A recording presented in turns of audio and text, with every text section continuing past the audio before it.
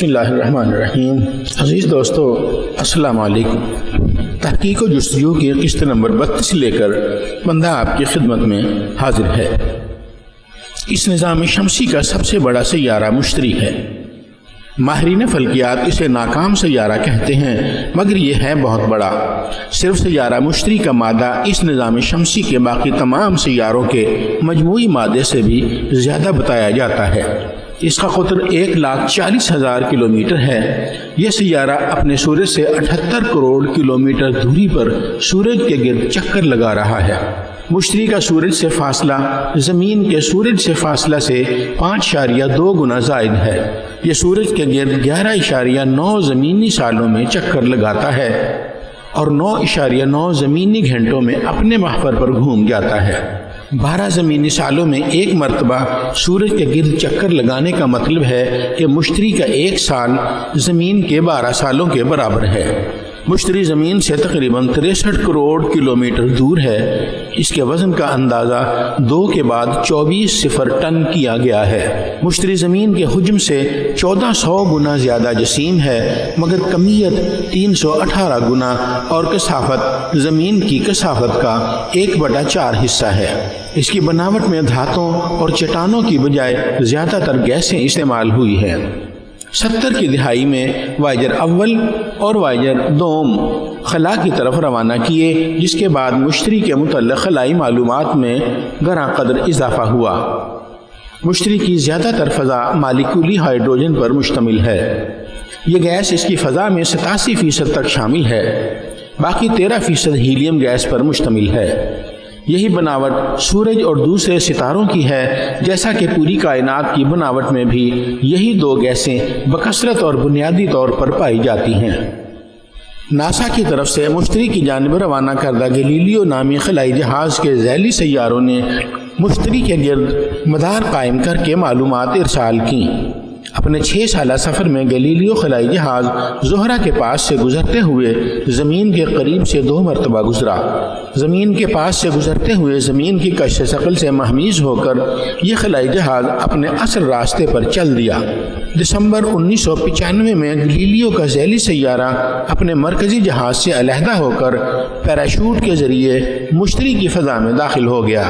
اس نے 1 گھنٹے تک معلومات اپنے مرکزی جہاز گلیلیو کو ارسال کی، جو اس دوران مشتری کے بالائی حصہ میں گردش میں مصروف تھا۔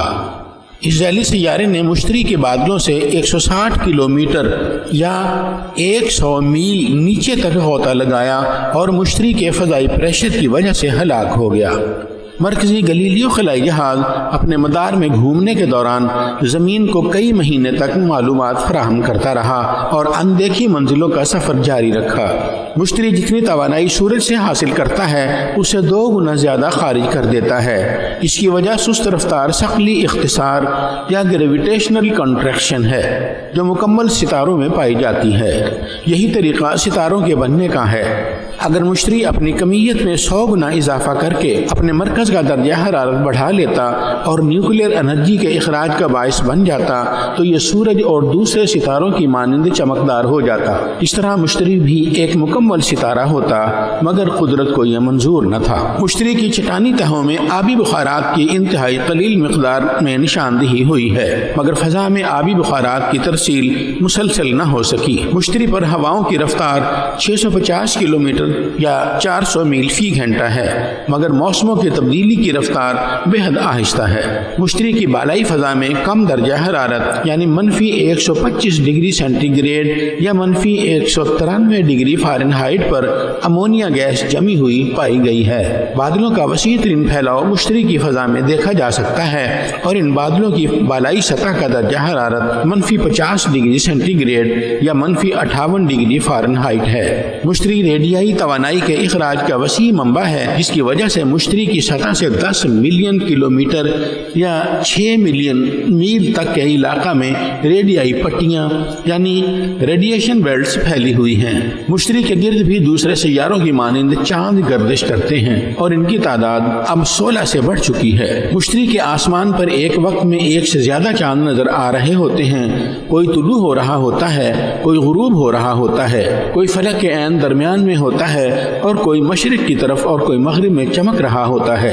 مشتری کے ان چاندوں کی وجہ سے مشتری کی رات بہت خوبصورت ہوتی ہے یا بہت ہی گنجلک ہوتی ہے۔ بہرحال انسانی آنکھ کے لیے ایک ہی وقت میں اتنے بہت سارے چاند عجیب و غریب نظارہ ہی کہلا سکتے ہیں۔ مشتری کے 4 بڑے چاند گلیلیو نے 1610 عیسوی میں دریافت کر لیے تھے، جن کے نام لو، یوروپا، گینیمیڈ اور سیلیسٹو ہیں۔ لو اور یوروپا مشتری کے نزدیک ہیں اور چٹانی مادوں پر مشتمل ہیں، جبکہ گینیمیڈ اور سیلیسٹو بہت زیادہ دور فاصلوں پر واقع ہیں اور آبی برف سے بنے ہوئے ہیں۔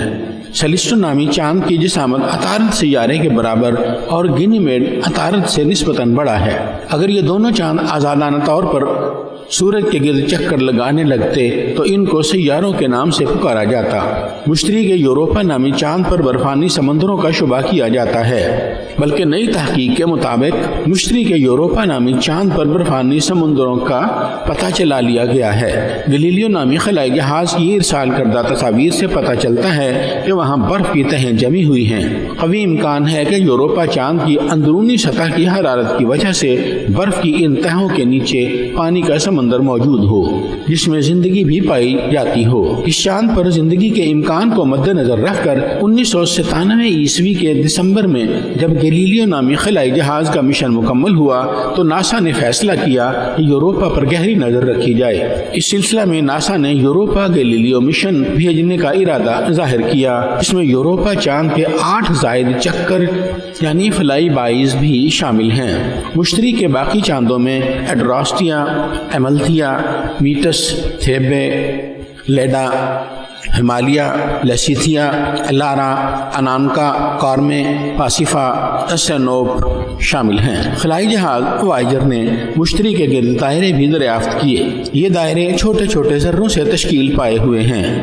سائنسدانوں کے خیال کے مطابق میٹس اور ایڈراسٹیا نامی چاند جو مشتری کے بالکل بیرونی کنارے پر واقع ہیں، ان دائروں کی بناوٹ میں کوئی کردار ادا کرتے ہوں۔ ہمارے نظام شمسی میں سورج کے بعد سب سے بڑا سیارہ مشتری ہی ہے۔ کہا جاتا ہے کہ اگر مشتری کی پیدائش کے وقت مشتری کی جسامت تقریباً 2 گنا مزید بڑھ جاتی تو اس میں ذاتی چمک پیدا ہو سکتی تھی اور یہ سیارے کی بجائے ستارہ بن جاتا۔ مشتری کی فضا میں گرد کی مقدار بہت زیادہ ہے۔ سیارہ مشتری سے ریڈیائی توانائی بھی بہت زیادہ مقدار میں خارج ہوتی ہے۔ مشتری ایک ایسا سیارہ ہے جو اس نظام شمسی میں سورج کے گرد چکر لگانے والے سیاروں کے عین درمیان میں واقع ہے، یعنی سورج کے گرد چکر لگانے والے 9 سیاروں میں سے 4 سیارے پلوٹو، نیپچون، یورینس اور زحل مشتری کے ایک جانب اور 4 سیارے مریخ، زمین، زہرہ اور عطارد مشتری کے دوسری جانب واقع ہیں۔ یہ امکان بھی پایا جاتا ہے کہ اس قدر وزنی اور دیو ہیکل سیارے کا عین وسط میں واقع ہونے کا مقصد اس نظام شمسی کے توازن کو برقرار رکھنے میں کوئی کردار ادا کرنا ہو سکتا ہے۔ زمین کے ماہرین نجوم حضرات اس سیارے کو دولت کا دیوتا کہتے ہیں۔ دولت کے ساتھ مشتری کا تعلق تو شاید کوئی ہو، مگر اپنی اصل میں یہ سیارہ بہت ہی مست ملنگ اور بے نیاز قسم کا سیارہ ہے۔ اس کی فضا میں مٹی اور دھول ہے، اس کی کشش بہت زیادہ ہے، اس کے ساتھ جو بھی ٹکراتا ہے پاش پاش ہو جاتا ہے۔ چند ہی سال پہلے یعنی 1992 میں مشتری نے زمین کے باسیوں کو بڑا عجیب و غریب تماشا دکھایا۔ انسان نے اس سے پہلے اس قسم کا واقعہ نہ کبھی دیکھا تھا اور نہ کبھی سنا تھا۔ یہ انسان کی تاریخ کا یقیناً ایک انوکھا اور اپنی نوعیت کا انسان کے لیے ایک منفرد واقعہ تھا۔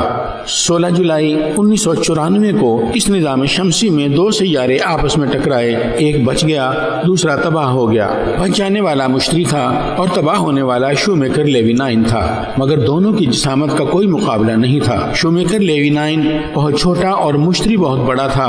شومیکر لیوی 9 کی تباہی مشتری کے ساتھ ٹکرانے سے پہلے ہی واقع ہو چکی تھی اور ان دونوں کا ٹکراؤ شومیکر کے ٹکڑوں میں تقسیم ہو جانے کے بعد ہوا۔ یہ 1994 کی بات ہے جب شومیکر لیوی 9 نامی سیارہ کسی طرح اپنے مدار سے بھٹک کر مشتری کے قرب و جوار میں آ نکلا۔ مشتری کی طاقت اور کشش نے اپنا اثر دکھایا اور شومیکر لیوی 9 کو جکڑ کر 21 ٹکڑوں میں تقسیم کر دیا۔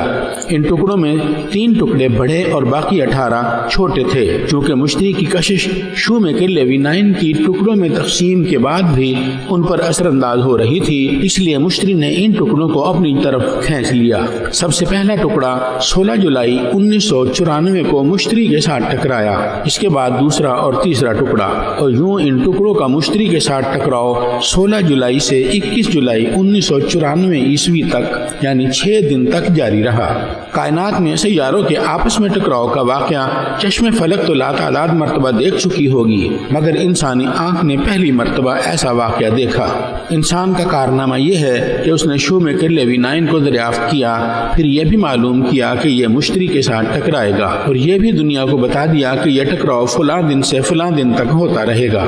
دنیا کے کروڑوں انسانوں نے یہ ٹکراؤ ٹیلی ویژن پر اپنی آنکھ سے دیکھا اور کارخانہ قدرت کے عجائب و غرائب پر انگشت بدنداں ہوا۔ اس ٹکراؤ کی خبر سن کر بہت سے انسانوں کے ذہنوں میں بہت سے سوالات پیدا ہوئے۔ اہم ترین سوال یہ تھا کہ کیا یہ سیارہ یعنی شو میں کے لیوی 9 زمین کے ساتھ ٹکرائے گا؟ اگر یہ زمین کے ساتھ ٹکرا گیا تو کیا ہوگا؟ کیا دنیا تباہ ہو جائے گی؟ کیا زندگی کا خاتمہ ہو جائے گا؟ یا زمین پر انسانوں کی تعداد کم ہو جائے گی؟ ایسے بہت سے سوالات نے انسان کو کئی دن تک پریشان رکھا، مگر یہ واقعہ زمین سے تقریباً 63 کروڑ کلومیٹر دور ہوا تھا، اس لیے زمین کو کوئی نقصان نہیں پہنچا۔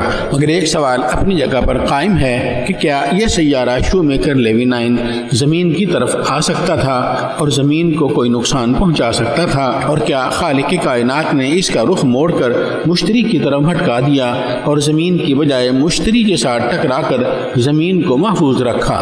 ممکن ہے کہ شو میں کے لیوی 9 زمین ہی کی طرف گامزن ہو، مگر درمیان میں مشتری کی دور رس نگاہوں میں آ گیا ہو اور اس نے اسے زمین تک پہنچنے کی اجازت نہ دی ہو۔ ممکن ہے یہ سیارہ اگر زمین کے ساتھ ٹکراتا تو زمین کو کوئی نقصان مگر یہ مشتری کو کوئی نقصان پہنچانے کا باعث نہیں بن سکا۔ اس کی وجہ دونوں سیاروں کی جسامت میں زمین و آسمان کا فرق ہے۔ مشتری کی سطح پر اس ٹکراؤ کے نتیجے میں ایک معمولی سے گڑھے کے علاوہ کوئی اور نقصان سامنے نہیں آیا۔ کچھ ماہرین فلکیات کا خیال ہے کہ شاید اس ٹکراؤ کے نتیجے میں مشتری پر زندگی کی ابتدا ہو جائے، لیکن یہ شاید ناممکنات میں سے ہے۔ زندگی کی ابتدا کے لیے سیارے کو جھنجھوڑنے کے علاوہ وہاں کی فضا کا سازگار ہونا بھی بے حد ضروری ہے، جبکہ مشتری کی فضا میں آکسیجن اس مقدار میں نہیں ہے جو زندگی کی پیدائش میں ممد و معاون ثابت ہوتی ہو۔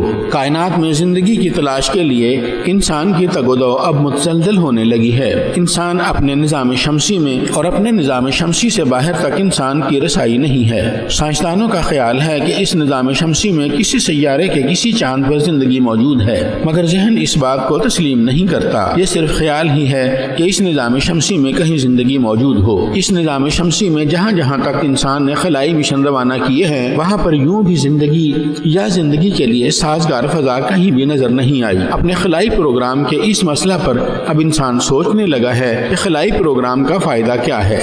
بے تحاشا دولت خرچ کرنے کے بعد انسان کے ہاتھ کیا آیا سوائے چاند پر قدم رکھنے کا اعزاز حاصل کرنے کے؟ اس کے ہاتھ کچھ بھی نہ آ سکا۔ بے شک انسان اپنی خلائی ترقی سے سوائے معلومات کے کچھ حاصل نہیں کر سکا، اور یہ معلومات بھی انسان کو اگر کچھ دے سکی ہیں تو وہ حیرت ہے جس کے سوا کچھ بھی نہیں۔ کائنات میں حیرتوں کے الاؤ دہک رہے ہیں، اور حیرتوں کی آگ کے سوا کائنات میں کچھ بھی نہیں۔ عزیز دوستو، تحقیق و جستجو کی قسط نمبر 32 یہاں ختم ہوئی۔ انشاءاللہ جلد ہی آئندہ اقساط کے ساتھ بندہ دوبارہ آپ کی خدمت میں حاضر ہوگا۔ تب تک کے لیے اجازت دیجیے، اپنا خیال رکھیے گا۔ فی امان اللہ۔